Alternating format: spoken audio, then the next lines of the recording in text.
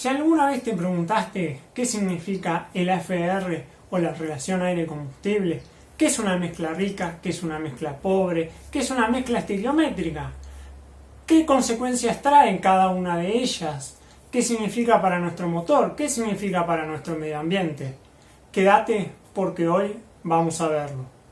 El AFR nosotros lo conocemos, es decir, por sus siglas en inglés, que significan Air Fuel Ratio, que seguramente lo debo haber pronunciado mal, o relación aire-combustible. Normalmente lo encontramos representado como las partes de aire que se corresponden a una parte de combustible. Esto normalmente es del tipo XX/A1, donde esto corresponde a las partes de aire y esto corresponde a una parte de combustible. Es importante notar que yo hablé de combustible, no especifiqué cuál. No dije si era nafta, si era diésel, si era gas natural, si era metanol, etanol, alcohol isopropílico, cualquier tipo de alcohol, mezclas, etc. Es partes de aire por parte de combustible. Lo primero que tenemos que entender para poder empezar a desarrollar un poquito más cómo funciona este concepto es lo que se llama como triángulo del fuego. El triángulo del fuego nos permite a nosotros establecer los elementos básicos que vamos a necesitar para que se desarrolle la combustión. Este triángulo, que es muy sencillo,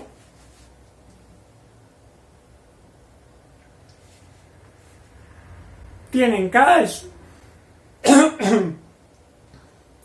cada uno de sus lados un componente: combustible, comburente, calor. En el caso de nuestro vehículo, nosotros vamos a tener como combustible, por ejemplo, en un vehículo que funciona con nafta, acá en Argentina decimos nafta, la gasolina, vamos a tener un comburente, que en este caso va a ser el oxígeno. Tenemos que tener en cuenta que el oxígeno que nosotros vamos a utilizar está dentro del aire y al motor entra aire, no entra solamente oxígeno. Y luego vamos a necesitar una fuente de calor, fuente de ignición, es decir, una chispa, que en nuestro caso va a estar en la bujía. En el caso, por lo menos, de un motor de ciclo Otto. En el caso de un motor de ciclo diésel tendríamos que trabajar con otros conceptos. Entonces, ahora vamos a ver algunos ejemplos básicos de cómo funciona este triángulo del fuego. Así se pueden dar una idea de qué es realmente su utilidad. Muy bien, como les decía, vamos a hacer unos experimentos que son muy simples para ver cómo funciona el triángulo del fuego. Primero, vamos a utilizar este encendedor. El encendedor, como vemos adentro, tiene un líquido.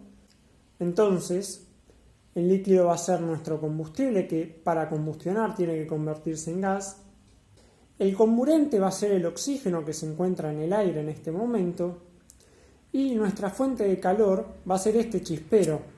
Es decir, que si nosotros encendemos el encendedor, valga la redundancia, estamos generando un triángulo de fuego donde la combustión, que se lo ve reflejado por la llama, es producido cuando sale el combustible. Es decir, que si nosotros ahora dejamos de entregar combustible, nuestra llama se apaga. Es decir, nuestro triángulo desaparece. ¿Por qué? Nosotros teníamos el calor, sí, porque se estaba desarrollando la combustión. Teníamos el comburente, que era nuestro oxígeno que se encontraba alrededor, pero cortamos la alimentación del combustible. Por lo tanto, perdimos uno de esos lados y el triángulo deja de tener validez. Otra de las posibilidades es eliminar el comburente.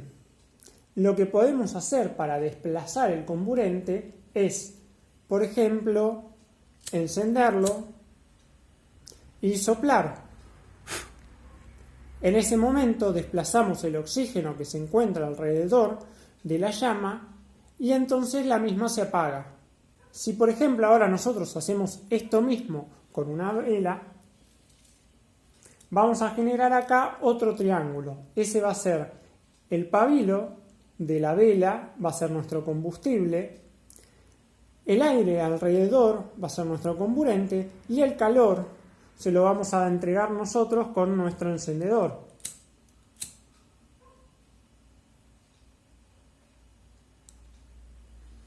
Nuestra vela se enciende, permanece encendida porque tiene los tres elementos: el aire a su alrededor, que es el comburente, el combustible, que es el pabilo, y el calor mismo provocado de la combustión. Ahora bien, si yo tomo una botella y la coloco a su alrededor, acá en la base podemos ver que puse agua, lo que voy a hacer es eliminar el comburente o dejar que la vela combustione todo el oxígeno que hay dentro de la botella hasta que se apague. Más allá de que podemos observar que el nivel de agua sube, al eliminar nosotros el comburente, por más que el calor y el combustible siguen existiendo, nuestra vela se termina apagando.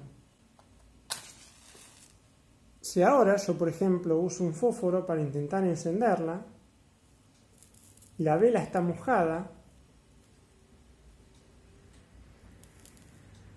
el vapor propio de que se haya mojado empieza a eliminar el calor o a absorber el calor necesario para encenderla y nos resulta imposible.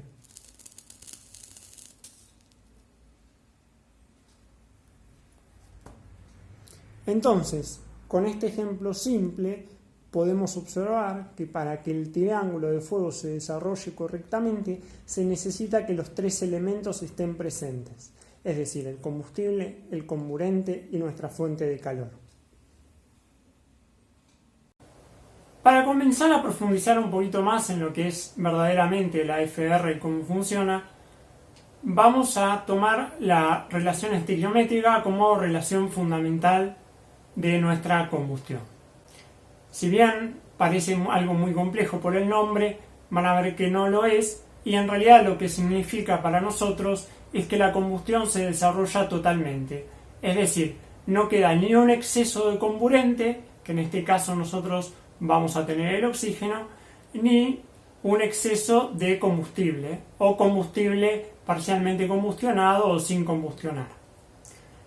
Que en nuestro caso particular, para el primer análisis que vamos a hacer ahora, va a ser una nafta o una gasolina, en el caso de que en sus países no usen el término nafta o lo usen para otras cosas. Las naftas o la gasolina hoy en día resultan de una mezcla de varios componentes. Nosotros, para simplificar esta tarea, vamos a suponer que la nafta está solo compuesta de octanos. Seguramente lo habrás escuchado nombrar, que digan que una nafta tiene, por ejemplo, 90 octanos, 91 octanos, 100 octanos. Lo cierto es que las naftas hoy en día, y desde siempre, desde los comienzos también, no es solamente algo actual, se van produciendo con una cierta cantidad de octanos, que el octano es algo como esto. Bienvenido a su forma química. Octanos por tener 8 carbonos y 18 hidrógenos. Esta es la forma básica en la que se representa lo que es un octano. Dichas naftas, como yo decía, contienen, entre otras cosas, octanos. Obviamente, al nivel industrial, cuanto más puro sea un elemento que nosotros queramos tener, más costoso nos va a hacer. Entonces, lo que se suele hacer a nivel práctico, que no es lo que vamos a analizar ahora en este momento, se suele usar una nafta que tiene una menor cantidad de octanos y se le suelen agregar algunos elementos que se llaman antidetonantes, que lo que hacen es darnos un octanaje equivalente. No nos dan mayores octanos, pero sí nos dan un octanaje como si la nafta tuviera mayor cantidad de octanos. Espero que más o menos me hayas entendido a lo que me refiero. Lo que quiero decir es que la nafta o la gasolina hoy en día no está solamente formada por octanos, tiene un montón de cosas Y más aún en las naftas premium, que se incorporan algunos aditivos al combustible. Los agentes multipropósito presentes en Infinia combinan compuestos esenciales que limpian y protegen el circuito de inyección. Esos son un montón de agregados que se le hacen al combustible y que no forman parte de los octanos y la combustión. En fin, no lo quiero extender demasiado. Si quieren ver algo más en profundidad sobre eso, lo podemos hacer. Por ahora vamos a centrarnos en que la nafta que vamos a tomar, que es de 100 octanos, es decir, es octano puro, tiene algo como esto. Vamos a tomar estos octanos, vamos a decir que también hay un cierto porcentaje de en el combustible. Este es una cosa de la forma, creo que no lo había aclarado antes, pero los elementos carbono e hidrógeno son más conocidos como hidrocarburos. Por eso es que en nafta gasolina se le suele decir hidrocarburo. Entonces, nosotros tenemos un octano que tiene 18 átomos de hidrógeno y un octano que tiene 14 átomos de hidrógeno. Nosotros vamos a decir que más o menos, entonces, esto nos da algo equivalente, no quiere decir que sea exactamente lo mismo, que tendría una forma algo así. Obviamente dentro de la química no podemos agarrar un átomo de hidrógeno y quedarnos con un 0,4 de ese mismo átomo. Eso no se puede hacer a nivel práctico, pero sí podemos aproximarlo, esta fórmula, como el resultado de la suma de los porcentajes individuales de cada uno de estos. Entonces, nuestro combustible, al que vamos a decir que es nafta o gasolina, va a ser esto que tenemos acá. Nuestro combustible, vamos a combustionarlo con oxígeno y esto nos va a dar como resultado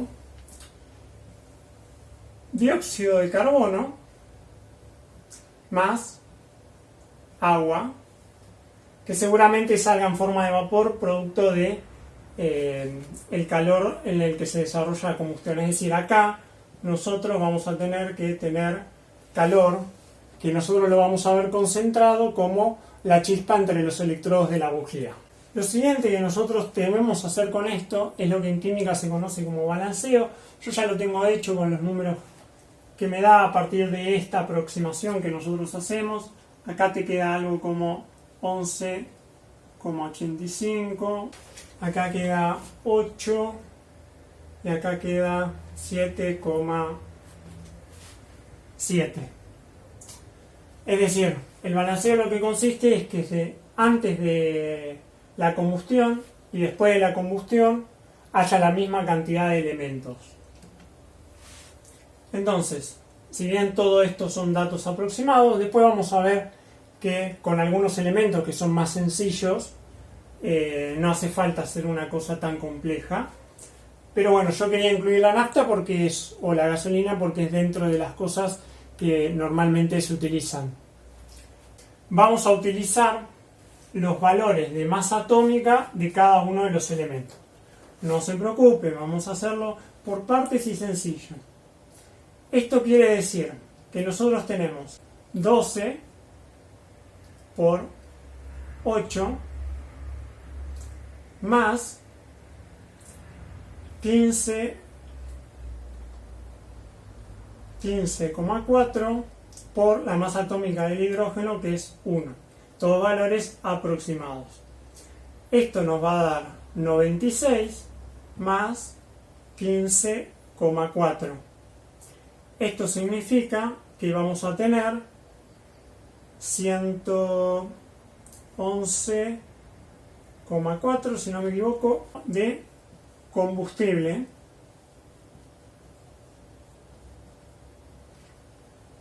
Y ahora vamos a hacer un cálculo muy similar con el oxígeno, y esto va a ser 11,85 por 2 por 16.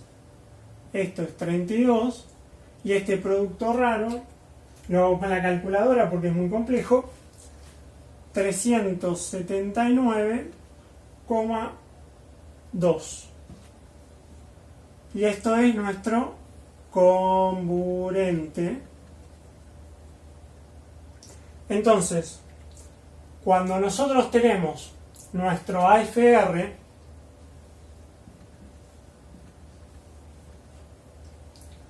nosotros decíamos que teníamos una relación entre el aire y el combustible, y esta relación significa que vamos a hacer el comburente sobre el combustible. ¿Por qué? Porque lo que nosotros buscamos es que nos quede algo de la forma cantidad partes de aire sobre o en relación a partes de combustible. Esta relación es una división.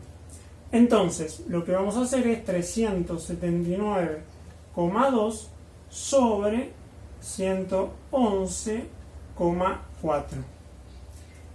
Esto nos va a dar 3,403 aproximadamente. ¿Esto que tenemos acá es el AFR? No. Esto que tenemos acá no es el AFR. ¿Por qué? Porque nosotros estamos considerando que nuestro comburente es oxígeno. Pero a nuestro motor no entra solamente oxígeno. Entran un montón más de gases. Entonces, lo que nosotros tenemos que tener en cuenta es cuál es el peso, el porcentaje de masa que representa el oxígeno dentro del aire que nosotros estamos aspirando. Para simplificarles a ustedes un poco las cuentas y también simplificarme las cuentas un poco a mí, yo les voy a dar directamente el valor, que es aproximadamente 23,14%. Esto es el valor en el que se representa la masa del oxígeno dentro de la totalidad de la masa de aire que ingresa al motor. Entonces, para calcular nuestro AFR, nosotros teníamos que 3,403 era la relación, y ahora vamos a tener que decir esto dividido 23,14%. Una vez que nosotros hagamos esta hermosa cuenta, nos va a dar un número que seguramente ustedes lo han visto. En realidad es 14,71, pero nosotros lo vamos a redondear ahí. Ahí vamos a poner el signo de aproximado a 14,70, que normalmente seguramente lo ven como 14,7 a 1. Y esa es la relación estequiométrica que tiene la nafta en un motor de combustión interna de ciclo Otto, bla bla bla. Este cálculo que nos permite hacer es poder interpretar cómo es que se lleva a cabo la combustión, de dónde sale este 14,7 a 1 que seguramente lo habrán escuchado notar, y además nos trae algo muy importante. Nosotros acá estamos considerando únicamente una nafta. Ahora bien, lo que podemos llegar a encontrar es, si miramos en las hojas de datos de los combustibles que nosotros utilizamos, vamos a encontrar en la Argentina por lo menos que todas las naftas tienen un mínimo de un 10% de alcohol. Entonces, ¿por qué no hacemos algo que es ver cuál es el AFR con alcohol? Primero que todo necesitamos definir qué tipo de alcohol vamos a trabajar. No es lo mismo usar metanol o alcohol metílico que etanol o alcohol etílico. En el caso de las naftas en Argentina se suele usar bioetanol, es decir, alcohol etílico producido a partir de fuentes vegetales. Nuestro alcohol etílico es algo que tiene esta forma.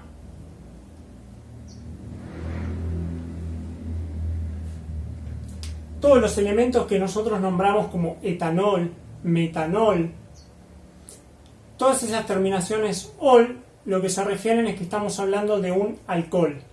En el caso anterior, nosotros cuando hablábamos de la nafta, solo teníamos elementos que estaban compuestos por carbono e hidrógeno, Entonces decíamos que eran hidrocarburos. Entonces, ¿con qué va a combustionar nuestro alcohol etílico etanol? Con oxígeno.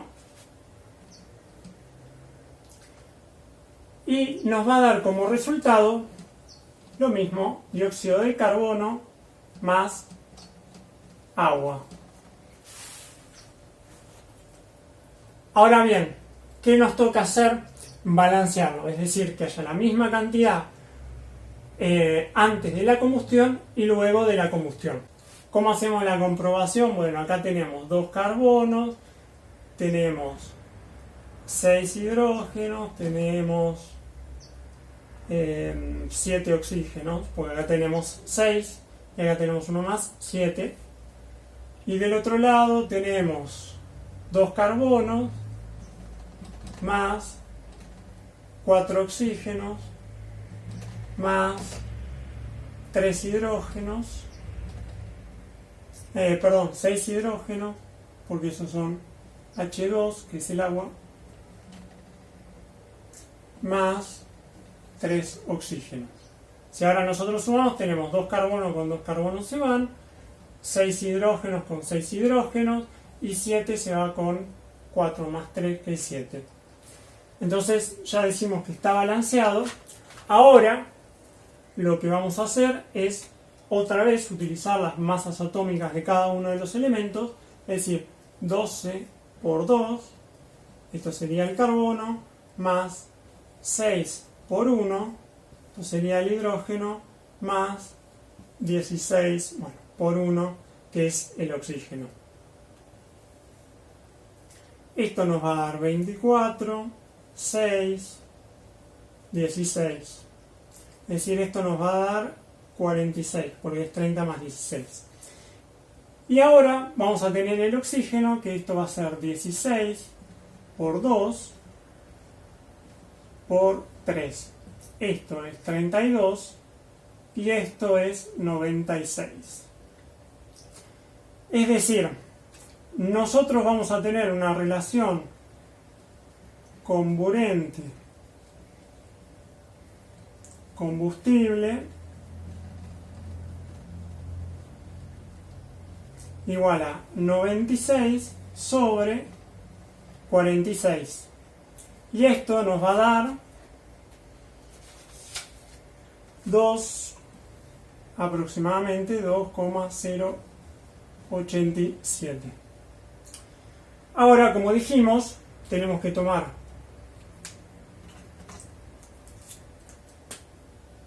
este valor, lo voy a traer acá para hacer la cuenta del AFR final,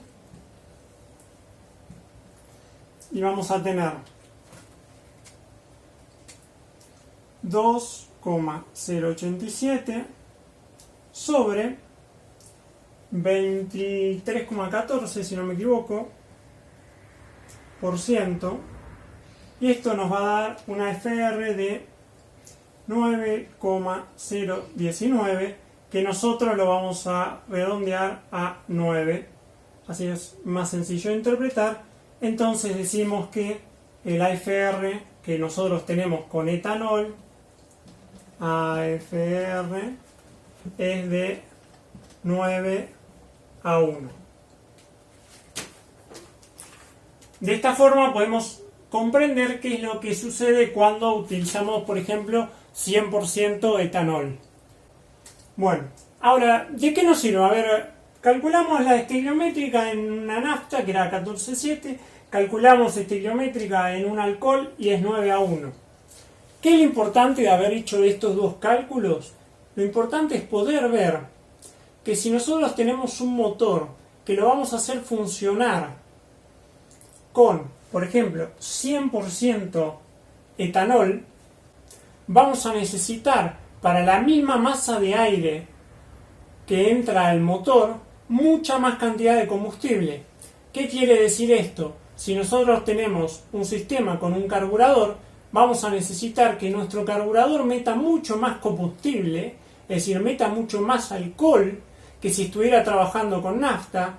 Y si nosotros tenemos un sistema de inyección, vamos a necesitar que nuestros inyectores o estén mucho más tiempo abiertos, o nuestros inyectores sean más grandes. Con lo cual, acá empezamos a tener un factor de diseño para nuestro vehículo, en el caso de que lo queramos modificar. Obviamente, si lo vamos a usar estándar, lo usamos estándar, pero lo que tenemos que tener en cuenta es que vamos a necesitar meter mayor cantidad de combustible adentro del motor. Ahora bien, ¿qué es lo que pasa cuando nosotros tenemos naftas como las que se producen acá en la Argentina, donde tenemos por lo menos un 10%, en algunos países esto se conoce como naftas o gasolina E10, es decir, que tienen un 10% de etanol? Cuando nosotros tenemos nafta de ese tipo, nuestro AFR de nafta en realidad se empieza a disminuir y a acercarse a los valores como los del etanol. Es decir, lo bueno de estos videos es que si quieren ver algo más, lo pueden pausar, lo pueden volver atrás, lo pueden volver a ver. Y si tienen dudas me pueden hacer consultas en los comentarios. Nosotros tenemos el alcohol, en el caso del etanol. Yo suelo decir mucho alcohol, pero tengo que nombrarlo por el elemento, ya que no son todos iguales. Tiene un AFR estequiométrico de 9:1 y la nafta, gasolina en el caso que ustedes quieran decirlo así, 14,7:1.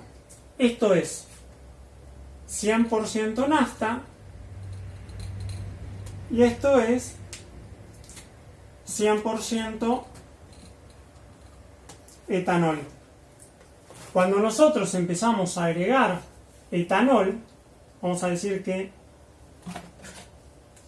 de acá hay una línea con todos los porcentajes posibles entre cada uno de estos valores, es decir, si tenemos 100% nafta, tenemos 0% etanol, si tenemos 100% etanol, 0% nafta. Vamos a caer como por acá.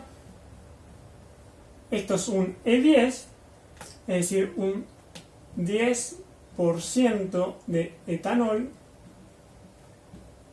Nuestro AFR lo que va a hacer es empezar a disminuir. Es decir, nuestro AFR se va a empezar a acercar a lo que son estos 9:1. ¿Qué es lo importante de esto? A medida que nosotros vayamos agregando etanol o metanol en el caso de algunos vehículos de competición, en especial los de cuarto de milla, vamos a tener que empezar a tomar en cuenta cuánto más combustible vamos a tener que empezar a agregar al motor. Eso obviamente nos va a limitar, como ya decía antes, en la capacidad de inyección o en la capacidad que tenía nuestro carburador. Esto es lo que nos permite ver qué es el AFR y cuál es la utilidad que tiene. Y ahí aparece algo muy interesante que se llama valor lambda. Seguramente muchos conocen esta letra por el juego Half-Life y también por el Counter-Strike, ya que venían ya que eran de la misma empresa y bajo el mismo diseño.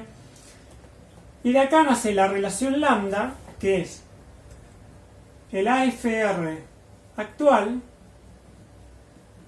sobre el AFR estequiométrico. Entonces, supongamos que nosotros tenemos dos valores determinados. Nosotros estamos midiendo una AFR actual de 13,8, por ejemplo, y sabemos que nuestro AFR estequio, como medimos acá, es 14,7.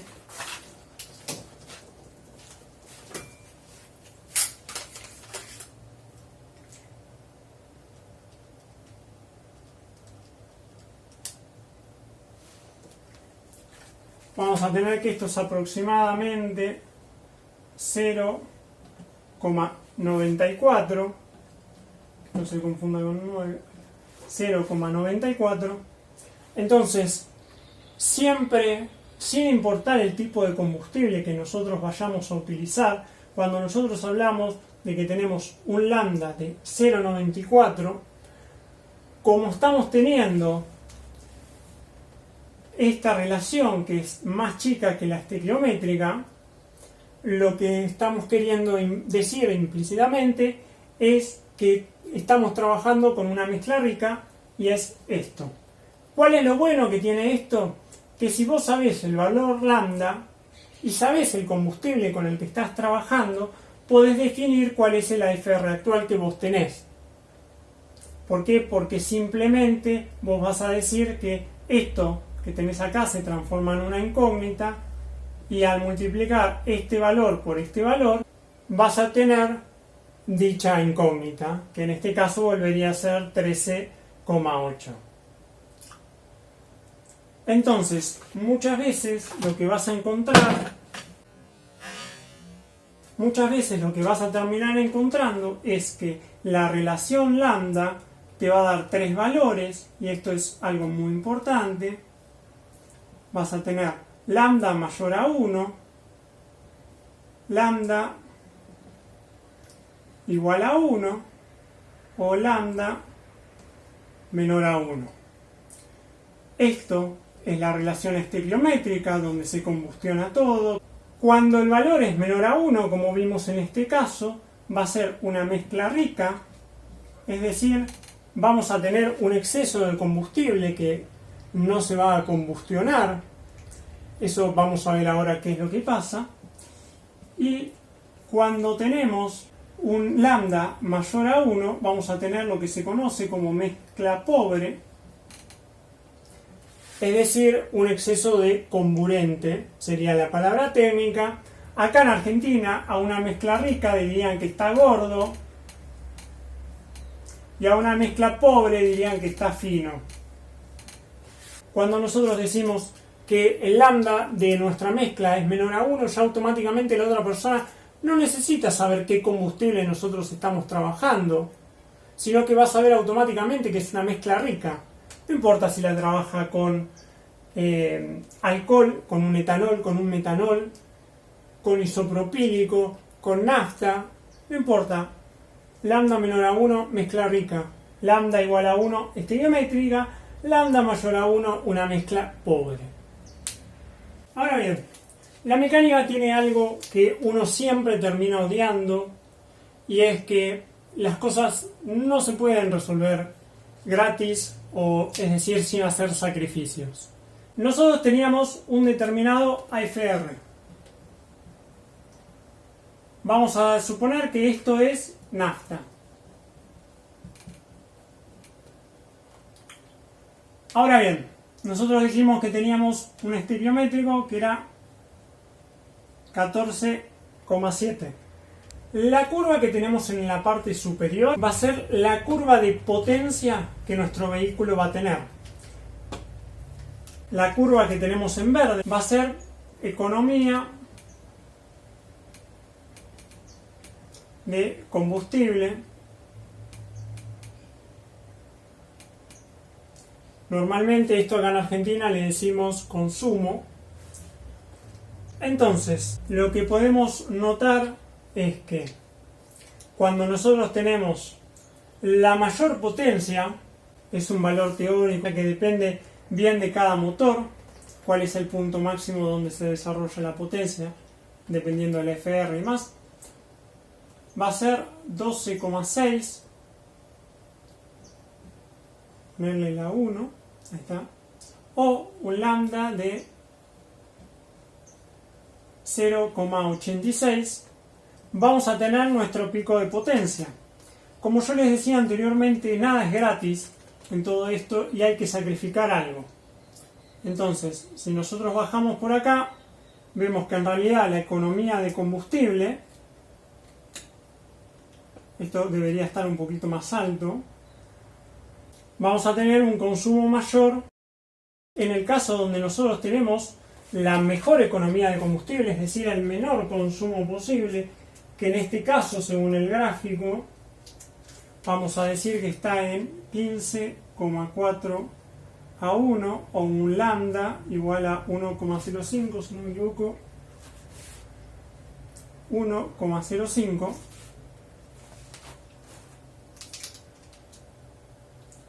es lo que nosotros vendríamos a tener como una mezcla pobre. Es decir, todo lo que vamos a tener de este lado son mezclas ricas y todo lo que vamos a tener de este lado es mezcla pobre.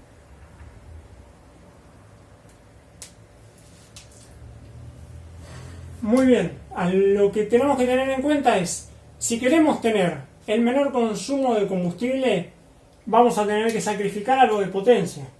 Si queremos tener la mayor potencia, vamos a tener que sacrificar algo de economía de combustible. Es decir, no vamos a poder desarrollar mayor potencia sin aumentar el consumo de combustible. Dentro de la mecánica hay que elegir en algunos determinados momentos qué tipo de motor vamos a nosotros necesitar en nuestro vehículo. Queremos gastar poco, queremos un motor que no sea económico para poder viajar. Bueno, vamos a necesitar tener un motor que va a economizar combustible sacrificando algo de potencia. Nosotros queremos tener la máxima potencia disponible, como por ejemplo pasa en un vehículo de competición, donde puede llegar a tener 2 km por litro con un motor de 3 o 4 litros de cilindrada o incluso menos. Ahora lo que podemos analizar es en nuestro motor, en realidad, la proporción que nosotros vamos utilizando de mezcla va variando con el tiempo. Si nosotros volvemos a lo que era nuestra ecuación estequiométrica de lo que pasaba con el combustible, y nosotros tenemos algo de la forma, por ejemplo, habíamos dicho que esto era un aproximado,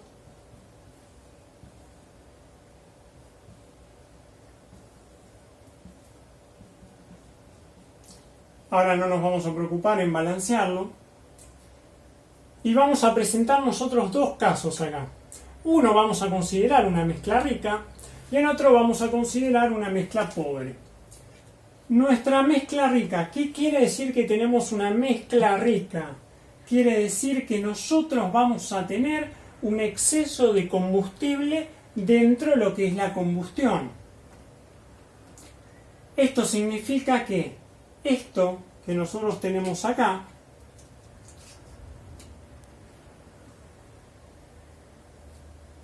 va a superar la cantidad normal que habíamos estipulado en relación al oxígeno, y lo que vamos a tener acá no va a ser esto, es decir, dióxido de carbono más agua, sino que vamos a pasar a tener, vamos a ir esto en exceso, nuestros productos van a ser dióxido de carbono, agua, pero esos son iguales, no, ahora también se va a sumar monóxido de carbono más HC. Este HC es lo que comúnmente se conoce como hidrocarburos parcialmente combustionados. Algunos suelen decir tira nafta cruda por el escape en la Argentina. Lo que tenemos que observar es que acá nos aparecieron nuevos elementos en la salida del escape, como tenemos monóxido de carbono, que bueno, creo que no hace falta que diga la toxicidad que eso representa para el ser humano.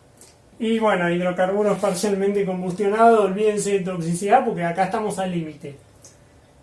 Entonces, obviamente, nadie que quiera hacer un motor, diseñar un motor desde cero para que funcione, fuera de los ámbitos de competición, por supuesto. En competición buscamos la máxima potencia. Decir que vamos a tratar de buscar hacer algo que mejore la calidad del medio ambiente o mejore el cuidado del medio ambiente en un vehículo de competición, no lo hagamos porque verdaderamente no nos va a ayudar en eso. Entonces nos van a aparecer unas nuevas emisiones que son monóxido de carbono y hidrocarburos parcialmente combustionados. Si ustedes realizaron, por lo menos en la Argentina, una verificación técnica vehicular llamada BTV, obviamente las razones son obvias, valga la redundancia, habrán notado que les hacen una medición con una pequeña sonda que se coloca en el escape, que va a medir un porcentaje de monóxido de carbono y también les va a dar un HC, es decir, hidrocarburos parcialmente combustionados,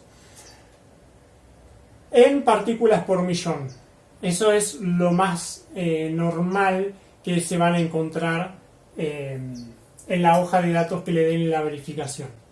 Anteriormente, los motores, cuando se tenían que regular, o sea, cuando uno tenía que hacer una afinación, lo correcto no era agarrar y regular un motor de oído, sino tener una sonda capaz de medir monóxido de carbono, que es este elemento que nosotros tenemos acá, medía el porcentaje de monóxido de carbono en las emisiones y en las hojas de fabricante del vehículo decía: tal modelo de motor tiene que regular a una velocidad de ralentí de tantas revoluciones por minuto y tener un porcentaje de monóxido de carbono de tanto por ciento. Si no me equivoco, en el 19, por ejemplo, es 1,5% de monóxido de carbono. Entonces, lo que hacía la persona que estaba afinando nuestro motor, es decir, nos estaba poniendo a punto, era verificar que las revoluciones del ralentí fueran las adecuadas. En el caso contrario de que no lo fueran, tenía que regularla desde la mariposa del carburador. Hay un pequeño tornillito en la mariposa que nos permite regular las revoluciones del ralentí, y después, trabajando sobre el tornillo de mezcla, iba a regular de tal forma que quedara un 1,5% de monóxido de carbono. ¿Qué quiere decir? Que esa persona, en realidad, lo que estaba variando era la relación aire-combustible que nosotros estábamos utilizando en nuestro motor. Actualmente los sistemas fueron evolucionando gracias a quien haya sido, y podemos verlo de una forma un poco más explícita, cuál es el valor de AFR con el que nosotros estamos trabajando. Antes le decía tanto porcentaje de carbono, ahora de monóxido de carbono, ahora la persona tiene la posibilidad de ver si está en 12,8, 12,5, 14, 15, o el AFR que sea nafta, o si está en 9 con etanol, o si está en 16, 17, o el valor que sea con otro tipo de combustibles. Entonces, eso es lo que nosotros veíamos en exceso, es decir, qué tan rico en realidad en el ralentí quedaba funcionando nuestro motor. Y también acá aparece otra cosa, otra posibilidad, que es que haya menos de esto, que no vamos a decir que falta combustible, sino que vamos a tener un exceso de oxígeno, o sea, más oxígeno que el que verdaderamente estamos utilizando para llevar a cabo la combustión. Y acá vamos a tener dióxido de carbono más agua.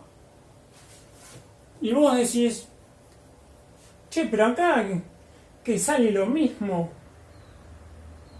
Sí, porque se llega a combustionar todo lo que es el combustible. Pero acá empiezan a aparecer otras cosas que son bastante molestas, que se llaman óxidos de nitrógeno. Estos elementos que a nadie les gusta, que a cualquiera que más o menos le interese algo del medio ambiente no les gusta tener, se empiezan a producir porque cuando nosotros sacamos el combustible dentro de la cámara, además de combustionar, lo que hace es absorber el calor remanente de la cámara. Entonces, cuando nosotros empezamos a sacar combustible, la temperatura dentro de la cámara de combustión empieza a aumentar. Cuando nosotros ya sacamos, combustionamos totalmente el combustible, empiezan a quedar gases propios de esa combustión, dentro de la cámara. ¿Qué es lo que sucede con esos gases? Bueno, en presencia de oxígeno en calor se forman óxidos. Por ejemplo, el aire dentro del volumen de gases que hay, el nitrógeno es 78%, un valor por el estilo. Mientras que el oxígeno es el 21%. Entonces se podrán dar cuenta que queda un montón de nitrógeno en la cámara. Cuanto más caliente es, más fácil es que ese nitrógeno interactúe con el resto de gases que hay dentro de la cámara, como por ejemplo nos quedó oxígeno, entonces el nitrógeno se combina con el oxígeno y nos forma óxidos de nitrógeno. Hay de distintos tipos, distintas variedades, y son todos dañinos para la atmósfera. Esto es lo que se llaman emisiones contaminantes, si bien el dióxido de carbono e incluso el vapor de agua, que muchos dicen que es inofensivo y no lo es, porque el vapor de agua es uno de los gases de efecto invernadero, son contaminantes, pero bueno, los óxidos de nitrógeno son un poco más peligrosos, decimos que esos son los únicos que nos preocupan, lo cual no es cierto.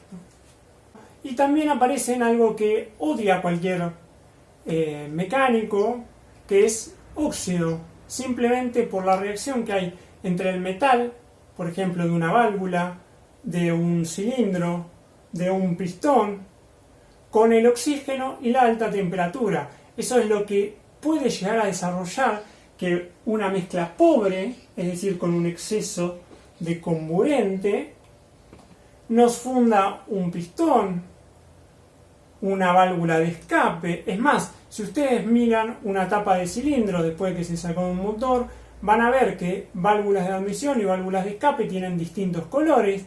Normalmente sobre la válvula de admisión van a ver un depósito de carbón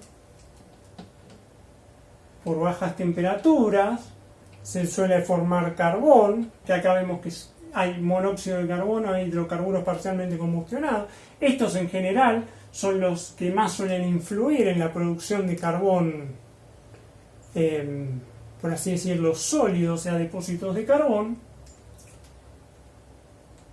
Y en cambio las válvulas de escape, que son las que trabajan a mayor temperatura, porque no tienen esa refrigeración del combustible, van a notar que se empiezan a formar óxidos, es decir, por ahí sacan una válvula de admisión que está negra, una válvula de escape que está naranja, y ustedes dicen, está dentro de la misma cámara de combustión, sí, pero no están sometidas a la misma temperatura. Entonces, bajo mezclas pobres hay que tener un cierto cuidado en el motor, porque se puede llegar a fundir un pistón, se pueden llegar a oxidar algunos elementos dentro de la cámara, se pueden llegar a dañar las válvulas. Hay infinidad de cosas que pueden pasar, pero con una mezcla exageradamente rica también podemos llegar a tener un montón de otros daños. Estos hidrocarburos y el monóxido de carbono que queda dando vuelta por ahí, además de tener una cierta toxicidad, lo que hacen es producir depósitos de carbono que, por ejemplo, una sonda de oxígeno, o ya sea una wideband, una narrowband, como guste tener el fabricante del vehículo, como guste tener el preparador, se pueden empezar a dañar por el hecho del combustible que pasa y que llega directamente a la sonda. Si tienen un sistema de catalizador, también se daña por el hecho de pasar combustible parcialmente combustionado. Los depósitos de carbón se empiezan a obstruir lo que es el catalizador. Se empiezan a formar costras literalmente dentro de la cámara de combustión, lo que empieza a hacer una variación entre lo que es la presión y pueden llegar a provocar un autoencendido.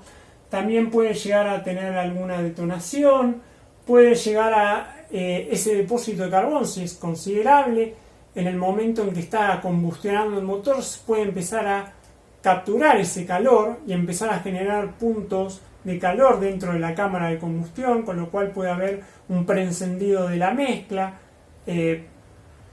Puede ser que las válvulas luego no cierren porque se formó un depósito de carbón muy grande sobre el asiento de la válvula, entonces la válvula no cierra.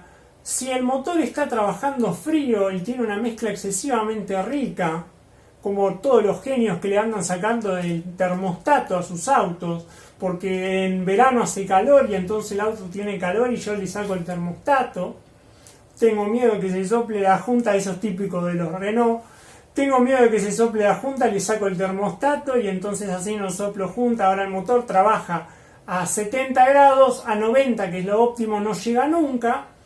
Entonces, todas las superficies que deberían sellar correctamente no lo hacen, y como la mezcla es rica, es decir, tiene un exceso de combustible, el combustible pasa a través de la separación que puede haber entre los aros y el cilindro. ¿A dónde va? Al cárter y te lava el aceite. Entonces, con una mezcla rica, vos tenés que estar cambiando el aceite de forma más continua, porque si no, arruinás el aceite propio de la cantidad de combustible que va a parar al cárter. Eso es algo súper común, y de hecho en algunos manuales de vehículos nuevos, como por ejemplo en la Renault Duster, está especificado que si el vehículo trabaja en régimen de ralentí o en distancias cortas de funcionamiento, el lubricante debe ser cambiado en periodos mucho más chicos. Estos periodos llegan incluso a ser 5.000 kilómetros. Entonces, a lo que voy es, no hay una mezcla que sea perfecta para el motor. Depende de las condiciones de trabajo que tenga el motor, el tipo de mezcla que nosotros vamos a necesitar. Sea una mezcla rica, sea una mezcla pobre. Por ejemplo, nosotros en condiciones de arranque, es decir, donde el motor está frío totalmente, nosotros vamos a necesitar una mezcla rica. Y ustedes dirán, pero dijiste recién que se lavaba el aceite. Sí, pero al momento del arranque nosotros necesitamos una mezcla rica, porque el motor, al estar frío, el combustible tiende a condensarse en las paredes del cilindro, es decir, se forman como gotitas. Te podrás imaginar que vaporizarlo y convertirlo en un gas, porque lo único que se inflama dentro del cilindro es el gas, no es el combustible líquido o atomizado, como le quieran decir. Se combustiona únicamente cuando ya está en forma de gas. Y eso es algo muy importante, porque dicen que el gas, en referencia al GNC, es solo para la cocina. No, la nafta también se tiene que convertir en gas. Muchos dicen, sí, bueno, es en realidad un vapor, lo que quieras, pero se convierte en un gas y ahí se combustiona.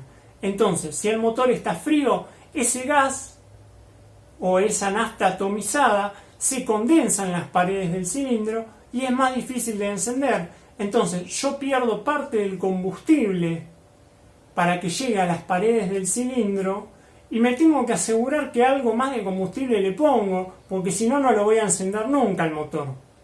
Entonces, durante el arranque voy a necesitar una mezcla rica.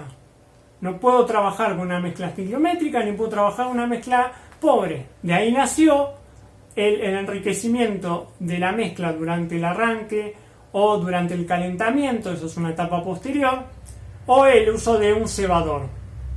Simplemente funciona así, enriquece la mezcla en ese punto para luchar un poquito con el efecto de la condensación en las paredes del motor. Y antes con carburador era peor, porque, o con inyección monopunto, incluso con carburador era peor todavía que con inyección monopunto, porque el combustible tiene que recorrer la distancia del múltiple de admisión. Entonces no solo se condensa en las paredes del cilindro, sino se puede condensar en el múltiple de admisión. Sí, salieron otras soluciones, como poner un calefactor, o sea, una resistencia de calefactor en el múltiple de admisión, o poner la parte baja del múltiple de admisión en contacto con el múltiple de escape. Sí, esas son otro tipo de cosas, otro tipo de soluciones, pero requieren que el motor esté funcionando, porque si no se calienta el escape, no se va a calentar la admisión.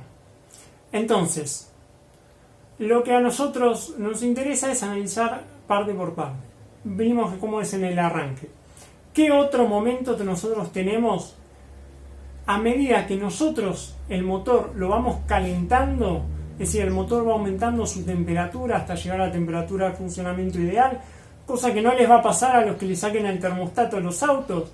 Perdón que se lo repita, pero lo veo todo el tiempo que la gente recomienda sacar un termostato a un auto. No llega nunca a esa temperatura de funcionamiento óptimo, con lo cual el motor posiblemente siga funcionando rico de por vida, y el consumo de combustible va a empezar a ser pésimo, además de que también va a aumentar el desgaste si no le haces el service en el momento adecuado. Luego vamos a tener al ralentí. El ralentí va a ser rico o pobre dependiendo de cada uno de los fabricantes. Va a tender a ser estequiométrico, entre comillas. Va a tender a estar ahí entre los valores estequiométricos, va a estar entre rico y pobre, cambiando constantemente. Velocidad crucero, es decir, nosotros vamos en ruta a velocidad constante, sin acelerar, sin frenar, nada. En ese momento la mezcla es pobre. ¿Está mal que la mezcla sea pobre? No, porque el hecho de que nosotros nos movamos a velocidad constante dentro de una velocidad normal, es decir, digamos entre 80 y 120 kilómetros por hora, lo que a nosotros nos permite es que el motor no necesite una gran entrega de potencia, y además el motor también es capaz de absorber ese calor producido por dicha mezcla. Ahora, si nosotros aceleramos, en ese momento la mezcla va a pasar de pobre a rica para nosotros tener esa potencia y poder aumentar la velocidad de nuestro vehículo. A menos que quieran tirar cortes. Si quieren tirar cortes, cuando aprieten el acelerador, la mezcla se va a ir recontra rica. Se va a ir a unos valores excesivamente ricos, más incluso de lo que se desarrolla la potencia, por estar el acelerador a fondo. En el caso de un acelerador un poquito accionado, mezcla rica. Acelerador a fondo, mezcla muy rica. Necesitamos que el motor me entregue toda la potencia que pueda en el menor tiempo posible. Entonces la mezcla se dispara y se hace totalmente rica. Excesivamente. Incluso se puede ir de los valores donde el motor desarrolla la máxima potencia. Y después, dependiendo del vehículo en sí, en el momento donde se desacelera, algunos vehículos tienen un corte de inyección, es decir, dejan de inyectar combustible, el motor sigue girando, por supuesto, y la mezcla se hace pobre. ¿Está mal? No, no está mal. El funcionamiento normal es así, va variando entre una mezcla rica y una mezcla pobre, dependiendo de la situación y las condiciones de servicio que tiene. Bien, para terminar, espero que les haya servido, que les sea de utilidad. Si tienen alguna duda me lo ponen en los comentarios. Si quieren que veamos alguno de los temas que por ahí yo toqué muy por arriba, con mayor detalle me lo ponen en los comentarios. Che, mirá, me gustaría esto, o no entendí tal parte, ponelo ahí en los comentarios, que justamente está para eso la sección. Si te gustó, bueno, le darás like, te suscribirás. Beneficios de suscribirte, no sé, te llegarán notificaciones cuando yo suba algo, si es que te interesa ver a un boludo como yo hablando. Y si no, no te suscribís, igual tampoco te cobran nada, y yo con la cantidad de suscriptores que tengo en el momento tampoco gano un peso, así que no te preocupes, que no es que estoy haciendo un super negocio de esto, porque lo voy a cobrar en marzo del 2035 más o menos. Y me despido hasta la próxima, que quedan muchos temas todavía por desarrollar.